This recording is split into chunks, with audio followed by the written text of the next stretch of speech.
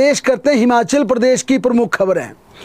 राज्य में वित्तीय संकट तथा स्टाफ की कमी से जूझ रही हिमाचल प्रदेश सरकार अपने कर्मचारियों की रिटायरमेंट एज बढ़ाने पर बड़ा फैसला ले सकती है और इसके पीछे सबसे बड़ी वजह है कि हिमाचल प्रदेश में कर्मचारियों की रिटायरमेंट एज 58 वर्ष है, लेकिन इस 58 वर्ष की आयु को अब 1 साल बढ़ाकर 59 वर्ष करने पर मंथन चल रहा है। सरकार इस पर विचार कर रही है। इस दौरान विभिन्न श्रेणियों के खाली पदों पर भर्ती प्रक्रिया को जारी रखना सरकार की प्राथमिकता भी रहेगा। यानी कि यहां पर हिमाचल प्रदेश में विभिन्न विभागों में सरकारी पदों पर भर्तियां भी चलती रहेंगी, साथ साथ जो पुराने कर्मचारी हैं उन्हें रिटायर करने की बजाय उनकी सेवाओं को यथावत जारी रखा जाएगा। हालांकि इस फैसले को लागू करने से पहले राज्य सरकार ने इसके संभावित परिणामों के नफा नुकसान के अध्ययन के लिए वित्त विभाग की एक टीम गठित की है और उसको आदेश जारी किए हैं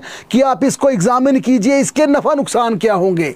राज्य की सुखविंदर सिंह सुक्खू सरकार ने लोकसभा चुनावों के तुरंत बाद हिमाचल प्रदेश में शिक्षकों की बैच वाइज भर्ती शुरू कर दी है। इसके अलावा लटके परीक्षा परिणामों को घोषित करने की भी हरी झंडी प्रदान कर दी है। लेकिन सबसे बड़ी चिंता प्रस्तावित भर्ती प्रक्रिया को लेकर है। जाहिर तौर पर हिमाचल प्रदेश में चाहे लोक सेवा आयोग हो या फिर राज्य चयन आयोग हो, इन दोनों ही सरकारी एजेंसियों को भर्ती प्रक्रिया पूरी करने के लिए कम से कम 1 से 1.5 साल का समय लग जाता है, जब सरकार को 2 साल का वक्त लगता है।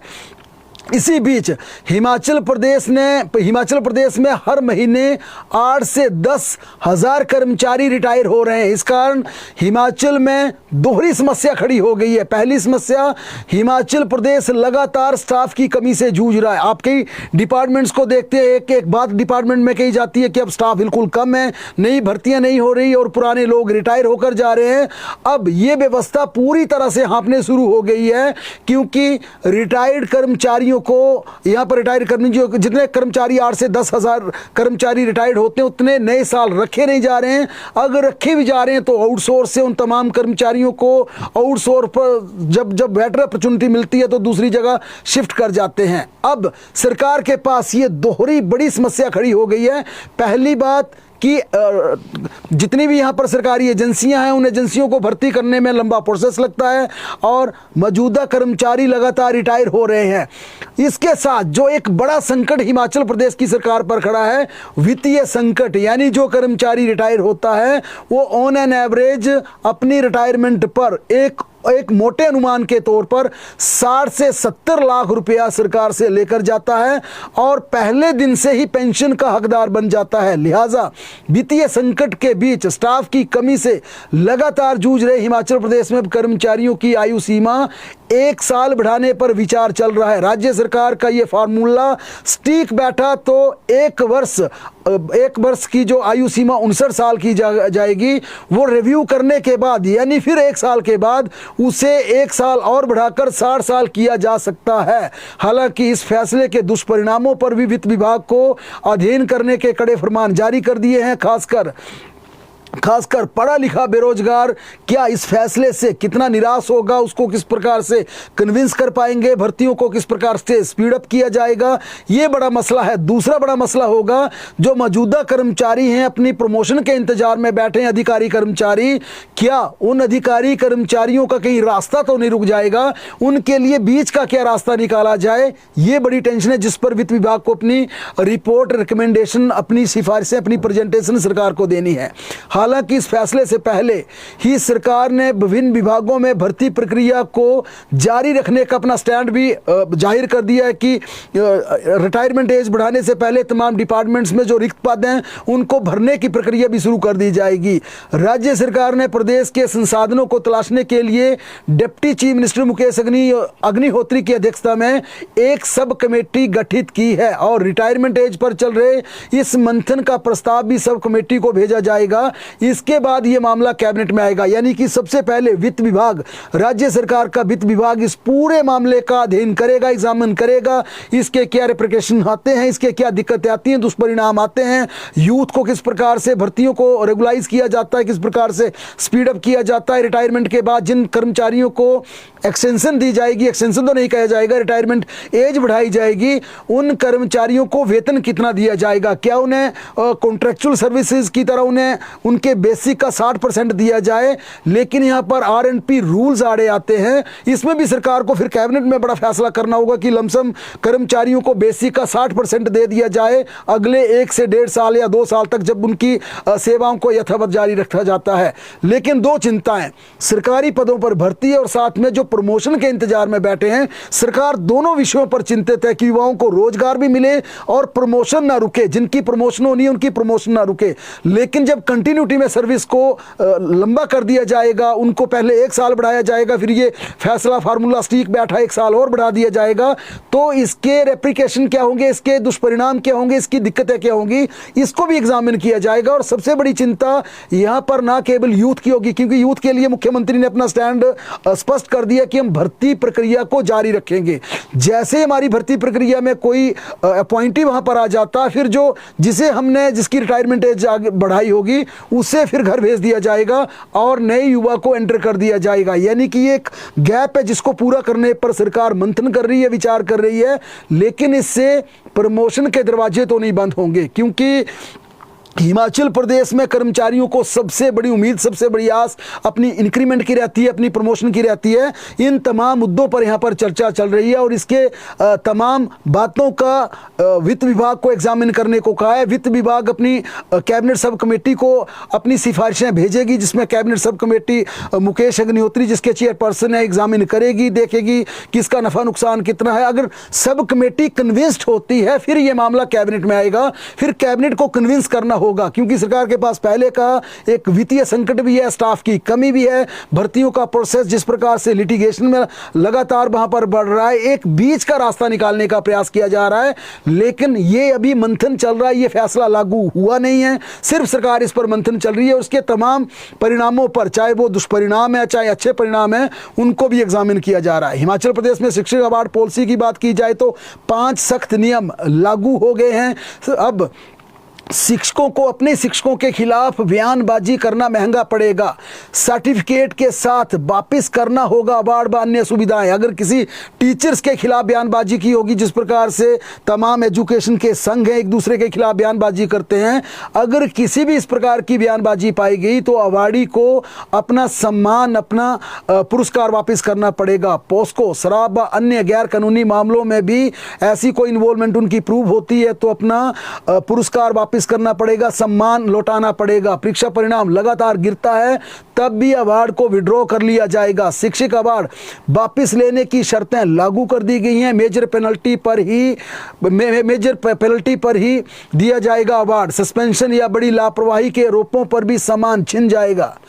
अब हिमाचल प्रदेश में अगर टीजीटी की बात करें तो टीजीटी की एडजस्टमेंट को लेकर शिक्षा मंत्री पहले 2 कह चुके हैं कि टीजीटी में किसी को एडजस्ट नहीं किया जाएगा, एडजस्टमेंट नहीं होगी।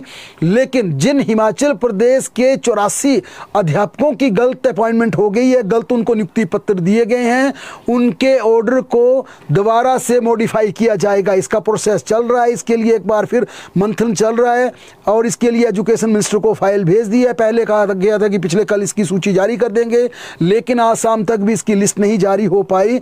अब भी माना जा रहा है कि मंगलवार तक का वक्त इसे, यानी कि सोमवार का पूरा दिन लग सकता है, मंगलवार को ये मॉडिफाई सूची जारी हो सकती है, क्योंकि छात्रों की संख्या का अवलोकन किया जा रहा, दूसरे स्कूलों में इन्हें नियुक्तियां दी जानी हैं। हिमाचल प्रदेश में कुल 1018 टीजीटी को नियुक्ति दी गई है। इनमें 84 टीजीटी, 84 टीजीटी को सरकार की तरफ से, डिपार्टमेंट की तरफ से, एजुकेशन डिपार्टमेंट की तरफ से गलत नियुक्ति पत्र दिए गए थे। कई जगह ऐसी जगह भेज दिया गया था जहां पोस्ट नहीं थी, कई जगह 2-2 टीचर एक स्कूल में भेज दिए गए थे। अब इन तमाम 84 टीचर्स के टीजीटी के ऑर्डर को मॉडिफाई किया जा रहा और इनके लिए एक शर्त और रखी गई है कि इन पर 10 दिन की ज्वाइनिंग का जो नियम नियम है वो इन पर एप्लीकेबल नहीं होगा, लागू नहीं होगा। और इन 84 में से टीजीटी आर्ट्स के 57 हैं, नॉन मेडिकल के 21 हैं, मेडिकल के 20 शिक्षक हैं जिनको गलत नियुक्ति पत्र दिए गए हैं। सभी गलत नियुक्तियों का ये, हालांकि ये आंकड़ा बढ़ भी सकता है। आपको बता दें कि टीजीटी की नियुक्तियों में भारी स्तर पर कोताही हुई है, चूक हुई है।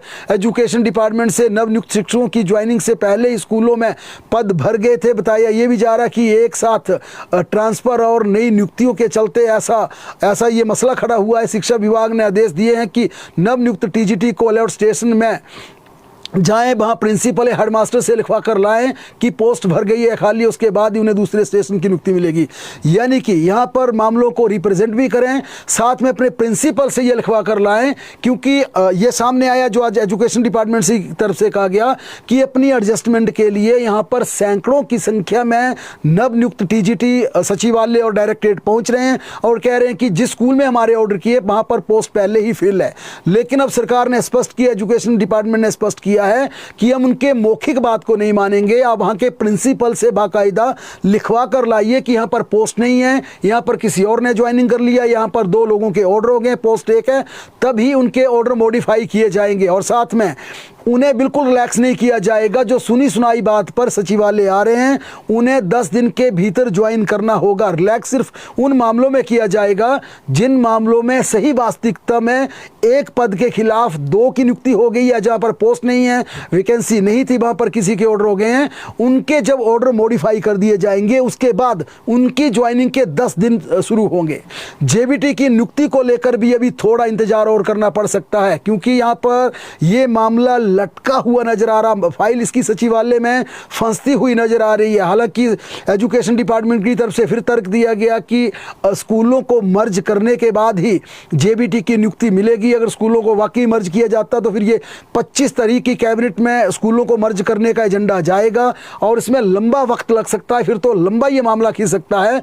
लेकिन जो अंदर की सूचना वो ये बता रही है कि फाइल इसकी सचिवालय में फंसी हुई है, क्योंकि एडजस्टमेंट को लेकर चाहे लोकल एमएलए की बात हो या फिर तमाम रसूखदार अध्यापकों की बात हो जो नए टीचर्स लगने हैं, वे अपनी एडजस्टमेंट की फिराक में इसके चलते ये मामला फंसा हुआ नजर आ रहा। जबकि एजुकेशन मिनिस्टर साफ स्टैंड ले चुके हैं कि जाना वहां पड़ेगा जहां पर कोई टीचर नहीं है, जहां पर बच्चों को कोई पढ़ाने वाला नहीं है। जिस प्रकार से टीजीटी में पांगी, किन्नौर, भरमौर, सिरमौर या शिमला के ऊपरी क्षेत्र में नियुक्तियां दी गई हैं, जेबीटी को भी वैसी नियुक्ति दी जाएगी।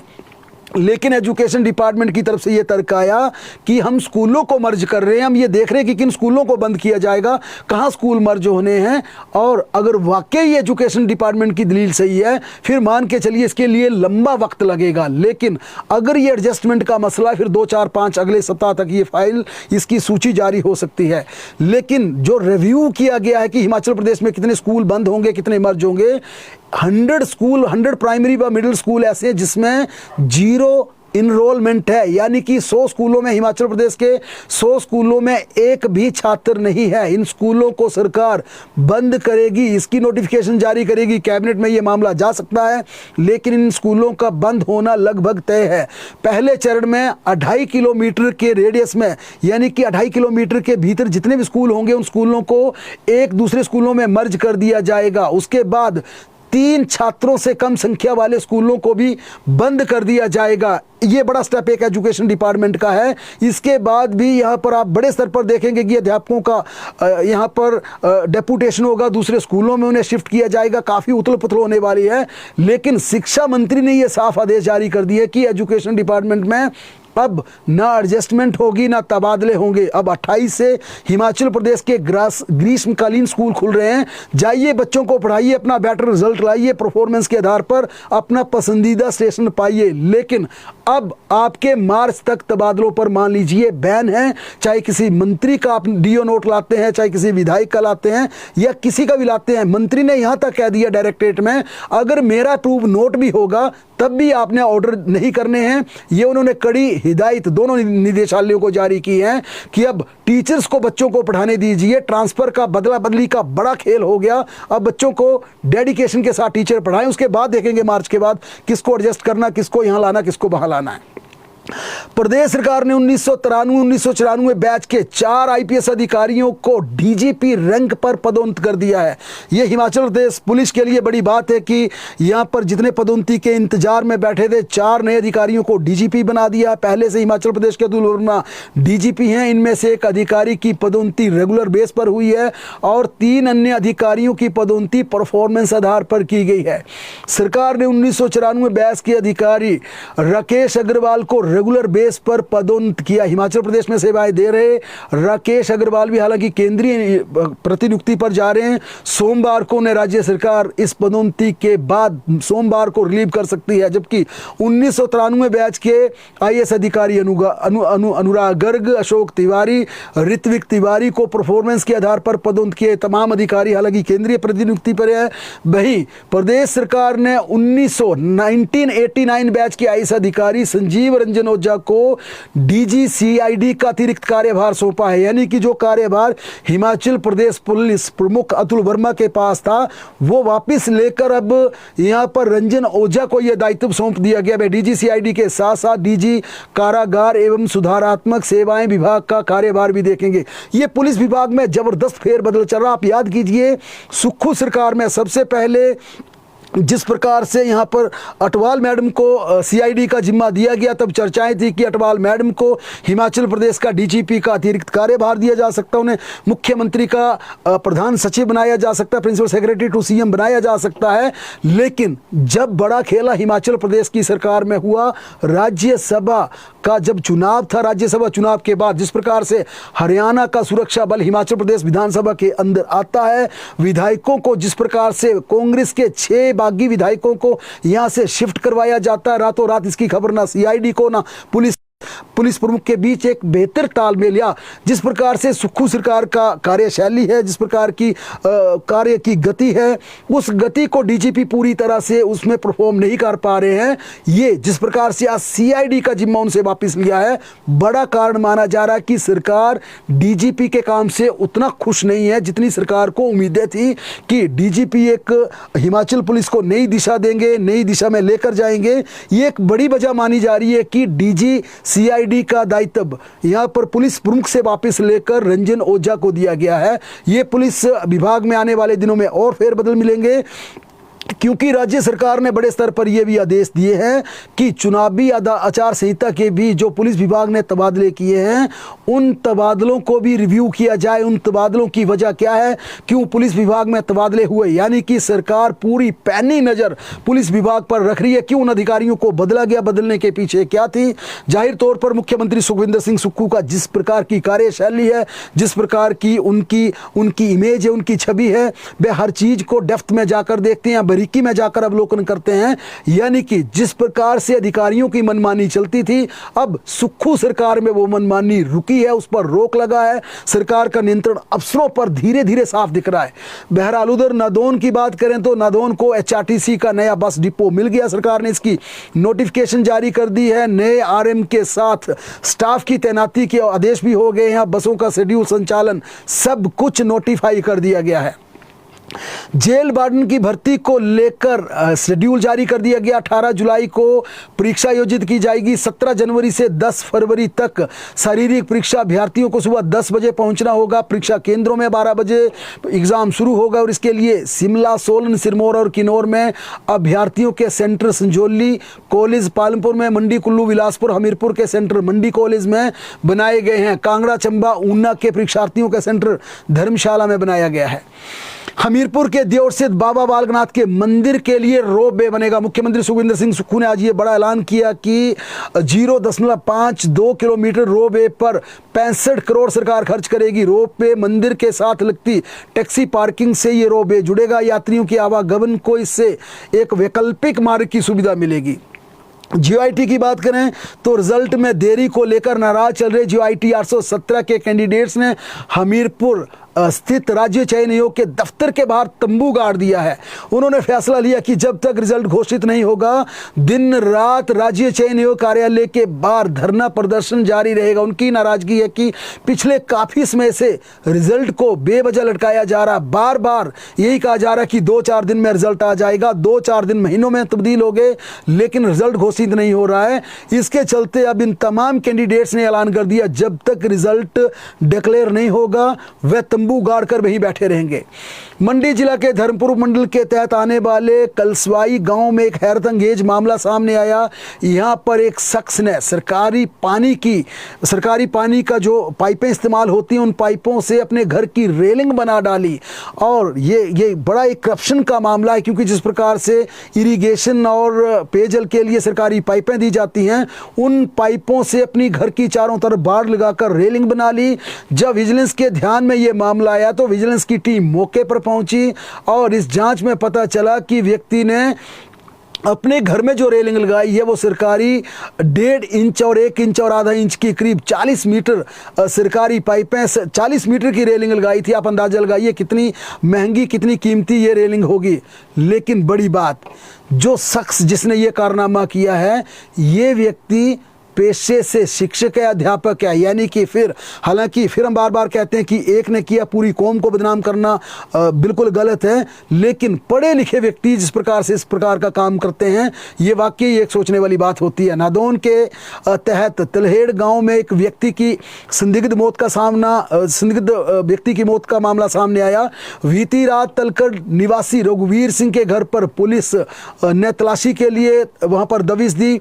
व्यक्ति के खिलाफ पड़ोसी ने शिकायत दी थी कि उसके घर में बंदूक है जिसके चलते उसे जान का खतरा है, लेकिन पुलिस को जांच के दौरान घर से कोई हथियार बरामद नहीं हुआ। मृतक के परिजनों का इस पूरे मामले पर पुलिस के खिलाफ गुस्सा 7वें आसमान पर है और वहां पर प्रदर्शन जबरदस्त किया गया। परिवारजनों और प्रदर्शनकारियों का कहना था कि पुलिस बिना सर्च वारंट के, बिना कोई कोर्ट से इजाजत लिए किसी के घर में घुस जाती है, पूरे घर की तलाशी लेती है, जबकि ये शिकायत झूठी थी, बेबुनियाद थी। और पूरे घर की गहन तलाशी के बावजूद वहां पर ना गन मिली, ना कोई वेपन मिला, ना कोई हथियार मिला, ना कोई ऐसी विस्फोटक चीज मिली। पुलिस के लौटने के 15 मिनट के बाद ही वहां पर उस व्यक्ति की संदिग्ध मौत हो गई जिसके घर में पुलिस ने दबिश दी थी। बिना सर्च वारंट के पुलिस पहुंची थी। परिजनों के मुताबिक व्यक्ति ने खुद को कमरे में बंद कर लिया और फंदा लगाकर जान दे दी। इसके बाद पुलिस को सूचित किया गया, लेकिन पुलिस 12:30 बजे मौके पर पहुंची। काफी देरी से पुलिस पहुंची।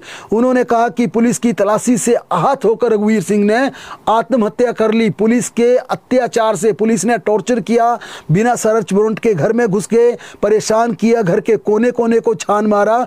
परिजनों ने यह भी आरोप लगाया कि व्यक्ति को गिरफ्तार भी करने की मांग उठाई गई थी, लेकिन गिरफ्तार नहीं किया। इस मामले को लेकर एसपी भगत सिंह से हमारी बात हुई। उनका कहना है इस पूरे मामले में, ये पूरे मामले के लेकर उन्होंने कहा कि हमें फोन आया कि एक जमीनी विवाद को लेकर एक बांस की झाड़ियां थी, उन झाड़ियों को लेकर एक व्यक्ति ने शिकायत की कि मेरे पड़ोस का व्यक्ति मुझे बंदूक से उड़ाने की धमकी दे रहा है। उसके घर पर एक वेपन है, बंदूक है, बात बात पर मुझे गोली से उड़ाने की धमकी देता है। और एसपी ने कहा कि शिकायतकर्ता ने लिखित रूप से कहा कि अगर पुलिस मौके पर नहीं पहुंची, उसे वेपन नहीं ली, वो मुझे मार देगा, जान से खत्म कर देगा। उन्होंने कहा कि पुलिस ने तुरंत कार्रवाई करते हुए, लीगली एक्शन लेते हुए वहां पर पहुंची। दोनों पक्षों को बुलाया, पंचायत प्रधान को भी वहां पर बुलाया, सबसे बातचीत की और प्रधान की उपस्थिति में समझौता भी करवा दिया। इसके बाद शिकायतकर्ता अड़ गया कि दूसरे व्यक्ति ने अपने घर में बंदूक रखी है, बंदूक से मुझे मार डालेगा।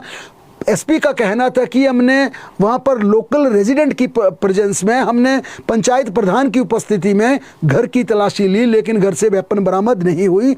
इसके बाद पुलिस वापस आ गई, लेकिन पुलिस को बाद में फोन आया कि जिसके घर तलाशी ली गई है उस व्यक्ति ने वहां पर सुसाइड कर लिया। उन्होंने कहा पोस्टमार्टम भी करवा लिया, पोस्टमार्टम की रिपोर्ट में भी हैंगिंग का ये केस प्रमाणित हुआ है। लेकिन एसपी का कहना है कि पूरे मामले में पुलिस ने कानून के दायरे में रहकर कार्रवाई की है, लिखित कार्रवाई की है। क्योंकि कोई व्यक्ति अगर ऐसी शिकायत करता है कि वेपन घर में रखी हुई है और इस वेपन से उसे मार दिया जाएगा, तो जाहिर तौर पर पुलिस का दायित्व बनता है किसी व्यक्ति की जान को बचाना। इस पूरे मामले को लेकर एसडीएम अपराजिता चंदेल भी मौके पर पहुंची। उन्होंने हालात पर काबू पाने का प्रयास किया और वहां पर एसडीएम के कहने पर ही परिजनों ने सबको लिया, क्योंकि सबको लेने से परिजन मना कर चुके थे। वो 2-2 कह रहे थे कि हम डेड बॉडी को बिल्कुल नहीं लेंगे, पुलिस के खिलाफ कार्रवाई करो, एक्शन करो। लेकिन फिलहाल ये मामला अब शांत हो गया है। प्रदूषण नियंत्रण बोर्ड ने काला प्रौद्योगिकी क्षेत्र में 2 उद्योगों के खिलाफ बड़ी कार्रवाई की है। बोर्ड के एक फार्मा पर 42 लाख रुपए का जुर्माना लगाया गया, जबकि साइंटेक दवा उद्योग की बिजली काटने के निर्देश दिए गए। बोर्ड के पर्यावरण अभियंता अतुल परमार ने बताया कि फार्मा कंपनी के सैंपल 2.5 से 3 साल से लगातार फेल हो रहे थे।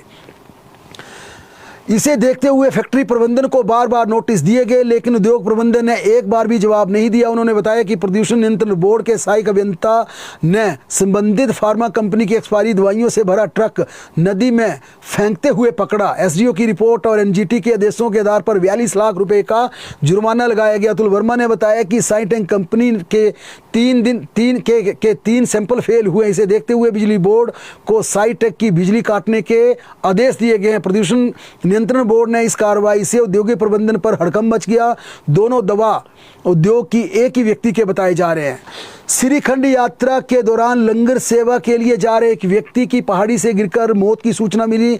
मृतक सिद्धार्थ शर्मा श्रीखंड यात्रा के दौरान श्रद्धालुओं के लिए लंगर सेवा के लिए अपने घर से निकला था। सामान ले जाते हुए पिछले कल चढ़ाई चढ़ते वक्त बराहट्टी नाला के समीप पैर फिसलने के बाद वह करीब 50 मीटर गहरी खाई में जा गिरा, जिससे गंभीर रूप से चोटिल हो गया। सिद्धार्थ को सिंगाड बेस कैंप तक पहुंचाया गया। बीती रात उसे घायल अवस्था में निरमंड अस्पताल भी लाया गया। हालत खराब होने की वजह से डॉक्टरों ने उसे खनेरी अस्पताल रेफर कर दिया। यहाँ भी जब सेहत में कोई सुधार नहीं हुआ तो शिमला आईजीएमसी में उसे शिफ्ट कर दिया, लेकिन यहाँ इलाज के दौरान उसने दम तोड़ दिया। मंडी पठानकोट नेशनल हाईवे पर स्विफ्ट कार में सवार युवकों ने छात्रा को करीब 20-30 मीटर तक घसीटा। ये पिछले कल का मामला है। सोशल मीडिया पर ये खूब इसका वीडियो वायरल हुआ था। छात्रा बैग लेकर सड़क किनारे खड़ी थी, जिससे युवकों ने छीना और फिर उसे घसीटते हुए ले गए। रास्ते में धक्का देकर फेंक भी दिया। आज इसके 2 सीसीटीवी वीडियो सामने आए। पुलिस ने पंजाब के 3 युवकों को गिरफ्तार कर आगामी कार्रवाई शुरू कर दी है। मंडी के जोगिंद्रनगर में बीते कल नेहा नाम की छात्रा कॉलेज की फीस जमा करवाकर घर लौट रही थी। वह दोपहर 3 बजे एजू बाजार सड़क के किनारे खड़ी थी। इस दौरान यूपी 14 CB 0124 नंबर की गाड़ी में सवार युवकों ने नेहा के हाथ से बैग छीन लिया, मगर बैग में छात्रा के गले में लटक गया। इसके बाद आरोपी छात्रा को गाड़ी के साथ घसीट कर ले गए। लगभग 20 से 30 मीटर तक घसीटने के बाद एक आरोपी ने छात्रा को धक्का दे दिया। इससे छात्रा सड़क किनारे गिर गई और आरोपी मौके से फरार हो गए। सिरमौर जिला के उपमंडल पांवटा साहब में डांडाज पंचायत के रेतुआ गांव में बीती रात मूसलाधार बारिश के चलते खड्ड में आई बाढ़ में बहने से एक व्यक्ति की मौत हो गई। अचानक आई बाढ़ के दौरान व्यक्ति ने अपनी बेटी को धक्का देकर बचाया, लेकिन खुद बाढ़ की चपेट में आ गया। रेस्क्यू ऑपरेशन के दौरान व्यक्ति का शव टोंस नदी के किनारे से बरामद कर लिया गया है।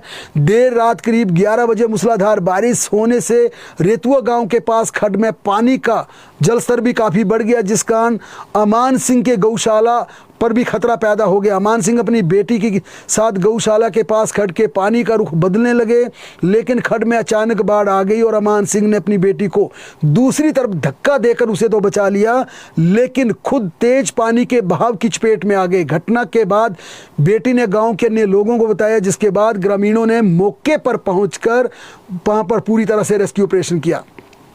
हिमाचल प्रदेश के कर्मचारियों की एक और खबर की बात करें तो हिमाचल प्रदेश के अनुबंध पर लगे कर्मचारी अब रिश्ता की मांग कर रहे हैं और उन तमाम कर्मचारियों का कहना है कि हमारी सीनियोरिटी अब अनुबंध काल से ली जाए, यानी कि डेट ऑफ ज्वाइनिंग से उनकी सीनियोरिटी को कंसीडर किया जाए। जाहिर तौर पर जिस प्रकार से हाई कोर्ट में तमाम कर्मचारी जा रहे हैं और हिमाचल प्रदेश की कॉन्ट्रेक्चुअल पॉलिसी धड़ाम हो रही है, उस कॉन्ट्रेक्चुअल पॉलिसी में बड़े स्तर पर लैप्स कानूनों की परिपाटी में कहीं कानूनों की भाषा में कहें तो हिमाचल प्रदेश सरकार ने जब धूमल सरकार में कॉन्ट्रेक्चुअल पॉलिसी को राज्य में इंट्रोड्यूस किया था, वह कॉन्ट्रेक्चुअल पॉलिसी सही मायने में इतनी स्टीक नहीं थी, नियमों के दायरे में नहीं बांधी गई थी। इसके चलते जितने भी केस हाई कोर्ट में जा रहे हैं, अधिकांश मामलों में नियमों में बरती गई ढील के चलते अब अदालत में उन तमाम मामलों में ये आदेश पारित हो रहे हैं कि आप इन्हें तमाम वित्तीय लाभ, आप इन्हें वरिष्ठता के लाभ डेट ऑफ ज्वाइनिंग से से दें। और इसके साथ ही अब एक बड़ा मसला खड़ा हो गया, जिस प्रकार से सुप्रीम कोर्ट से एक आदेश पारित होता है कि जितने भी कर्मचारी हैं उन्हें ओपीएस का लाभ, ओपीएस के लाभ के लिए उनकी अनुबंध की सेवाओं को भी कंसीडर किया जाए, उन्हें भी गिना जाए। लेकिन हिमाचल प्रदेश की सुक्खू सरकार जब सत्ता में काबिज हुई तो ओल्ड पेंशन बहाली के साथ प्रदेश के तमाम कर्मचारियों को विकल्प दिया गया कि आप एक ऑप्शन दीजिए। अब इस ऑप्शन के बाद जिन कर्मचारियों को लगता था कि हमारे 10 साल पूरे नहीं हो रहे हैं, उन्होंने स्वाभाविक रूप से एनपीएस को चुना, क्योंकि एक ऑप्शन उन्हें जरूर देना था। यहाँ पर डीम्ड का भी एक व्यवस्था की गई थी कि डीम्ड मानी जाएगी। लेकिन जिन राज्य के कर्मचारियों ने उन परिस्थितियों में, क्योंकि उन परिस्थितियों में अगर किसी के, जब सरकार ने कहा कि जब जिसकी रेगुलर सर्विस 10 साल की है वो अपना ऑप्शन दें कि वो ओपीएस में जाना चाहते हैं या एनपीएस में आना चाहते हैं, तो जाहिर तौर पर जिनके 10 साल हो रहे थे उनके लिए तो विकल्प ओपन था। लेकिन जिनके 10 साल पूरे नहीं हो रहे थे, जिनकी कॉन्ट्रेक्चुअल सेवाएं जुड़ने से 10 साल होते थे, उनके लिए सिर्फ एक रास्ता था कि उनको ओपीएस में वो आ ही नहीं सकते थे। उन्होंने एनपीएस का इसलिए दिया कि कम से कम कोई पेंशन तो लग जाए, कंट्रीब्यूटरी लग जाए। अब जब सुप्रीम कोर्ट ने आदेश पारित कर दिया, हिमाचल प्रदेश के वित्त विभाग ने सुप्रीम कोर्ट के आदेशों को आधार मानते हुए नोटिफिकेशन भी जारी कर दी और इस अधिसूचना के आधार पर कहा गया कि आप विकल्प दीजिए, आपकी कॉन्ट्रेक्चुअल सेवाओं को गिना जाएगा, आपका अनुबंध कार्यकाल को भी गिना जाएगा, आप अपना ऑप्शन दें। लेकिन उस ऑप्शन में क्लोज डाल दिया गया कि जिन्होंने पहले विकल्प दिया उनका विकल्प नहीं बदला जाएगा। अब इस असमंजस की स्थिति में प्रदेश के कई कर्मचारी परेशान हैं। हालांकि कई कर्मचारियों ने उस दौरान अपना विकल्प भी नहीं दिया था, वो भी परेशान हैं, क्योंकि उन कर्मचारियों का कहना जब विकल्प था ही नहीं तो उन्होंने देना क्या था, विकल्प तो आज दे सकते हैं।